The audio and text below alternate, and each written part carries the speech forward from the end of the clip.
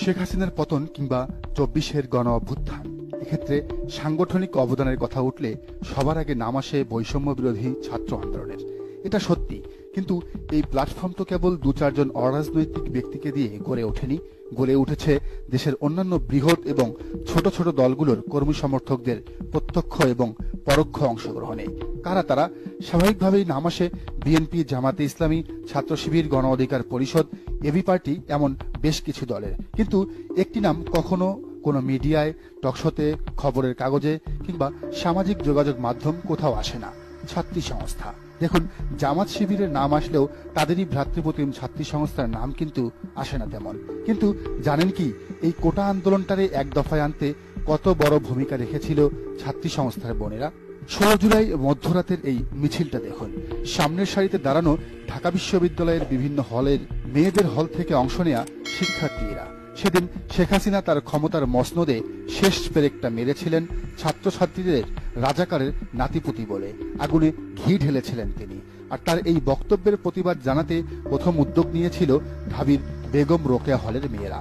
আর এই উদ্যোগটি গ্রহণ ও তার বাস্তবায়নে অগ্রণী ভূমিকা পালন করেছিল ছাত্রী সংস্থার তৎকালীন হল কমিটি।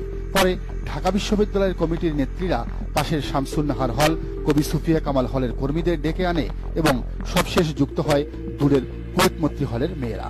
সেদিন রাতের উত্তাল শাহবাগের শুরুটা হয় মূলত ছাত্রী সংস্থার মেয়েদের মাধ্যমেই, যদিও তারা নিজস্ব ব্যানারে তা করেনি, করেছে সাধারণ শিক্ষার্থীদের ব্যানারে। পরে তাতে যুক্ত হন হাসনাত, সার্জিস, আসিফ নাহিদদের নেতৃত্বে অন্যান্য হলের ছেলেমেয়েরা। সেদিন থেকেই কিন্তু ধারাবাহিকভাবে এসব আন্দোলনে নারীদের অংশগ্রহণ বাড়তে শুরু করে এবং ৫ আগস্ট অবধি তারা এক বিশাল ভূমিকায় অবতীর্ণ হন। কিন্তু হাসিনার পলায়নের পর সংগঠনের নেতা হিসেবে যেমন অন্ধকারে থেকে যান মাস্টারমাইন্ড সাদিক কায়েম, এস এম ফরহাদ, সিবগাতুল্লাহ সিকবা কিংবা আলিয়া হাসান, জোনায়েদ রিফাতরা, তেমনই নাম আসেনি ছাত্রী সংস্থার কারণে। নাম এসেছে বাম সংগঠন ছাত্র ফেডারেশন নেত্রী উমামা ফাতেমা কিংবা ছাত্র শক্তির নেত্রী নুসরাত জাহান, সামান্তা শারমিন আর মাহফুজ আলম, হাসনাত, সার্জিসদের। অবশ্য এজন্য শিবিরের অতি সারল্যকেই দায়ী করছেন বিশ্লেষকরা। তারা বলছেন, জামাত শিবির কিংবা ছাত্রী সংস্থার সমস্যা হলো তারা কখনো ক্রেডিট নিতে চায় না, সবসময় নিজেরা করে অন্যের উপর ক্রেডিট ভাগ করে দিতে চায়। তারা এখনো বুক ফুলিয়ে বলে না এই আন্দোলনের প্রথম শহীদ আবু সাইদ তাদের দলের সাথী। উল্টো কেউ বলতে চাইলে তাদের নিষেধ করে। ভাই, মানুষ যদি নাই জানে আপনারা কি করেন, কি করতে পারেন, তাহলে আপনাদের দলে কেন ভিড়বে, কেন আপনাদের ভোট দিবে? এটা আগের রাজনীতি হিসেবে ঠিক থাকলেও এই শো অফের যুগে কিছুটা হলেও নিজেদের অবদান সম্পর্কে মানুষকে জানানো উচিত। মানে নিজের ঢোল নিজে কিছুটা হলেও পেটানো উচিত। বিগত ১৬ বছরে শুধু যে জামাত শিবির আর বিএনপির উপর অত্যাচার হয়েছে তা তো নয়। ছাত্রী সংস্থার বোনেরা কি বিশ্ববিদ্যালয়গুলোতে ভালো ছিলেন? পুরনো পত্রিকার নিউজগুলো খুঁজে খুঁজে দেখেন না? হাজার হাজার ছাত্রী সংস্থার বোনেরা গ্রেফতার হয়েছেন কেবল ইসলামী আন্দোলনের সাথে যুক্ত থাকার কারণে। কেউ কেউ জেল খেটেছেন বছরের পর বছর, কেউ বা হারিয়েছেন শিক্ষা জীবন, কাউকে কাউকে বহিষ্কার করা হয়েছে বিশ্ববিদ্যালয় থেকেই।